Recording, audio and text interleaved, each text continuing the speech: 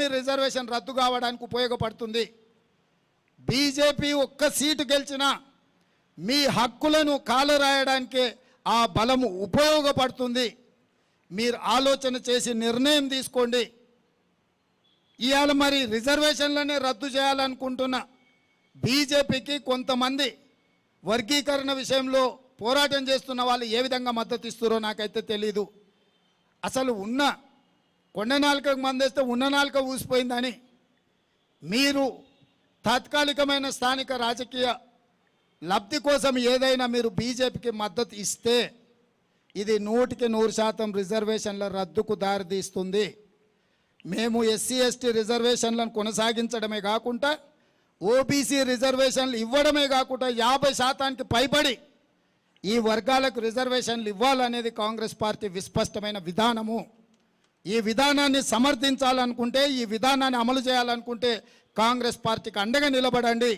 రిజర్వేషన్లు వద్దు, రిజర్వేషన్లు రద్దు అనుకుంటే మీరు బీజేపీకి ఎన్డీఏకు ఓటేయండి. నరేంద్ర మోడీ గారు ఏ వ్యవస్థల్ని లెక్క పెట్టేటోడు కాదు. మీరు చూసిండ్రు 370 ఆర్టికల్ రద్దు చేసినప్పుడు, లేకపోతే యూనిఫామ్ సివిల్ కోడ్ విషయంలో కానీ, కామన్ సిటిజన్ అమెండ్మెంట్ యాక్ట్ విషయంలో కానీ, జిఎస్టీ విషయంలో కానీ, నోట్ల రద్దు విషయంలో కానీ వాళ్ళు చెయ్యాలనుకుంటే ఎంత దురాగతానికైనా పాల్పడతారు భారతీయ జనతా పార్టీ నాయకులు. కాబట్టి తెలంగాణ ప్రజలంతా అప్రమత్తంగా ఉండాలి. ఈ ఎన్నికలు రెఫరెండం రిజర్వేషన్లు ఉండాలన్నా, రిజర్వేషన్లు రద్దు కావాలన్నా అనే రెఫరెండంగా ఈ దేశంలో ఎన్నికలు జరుగుతున్నాయి. కాంగ్రెస్ పార్టీ రిజర్వేషన్లు ఉండాలి అనుకుంటుంది. ఎస్సీ ఎస్టీ ఓబీసీ మైనారిటీలకు అండగా నిలబడాలి అని కాంగ్రెస్ అనుకుంటుంది.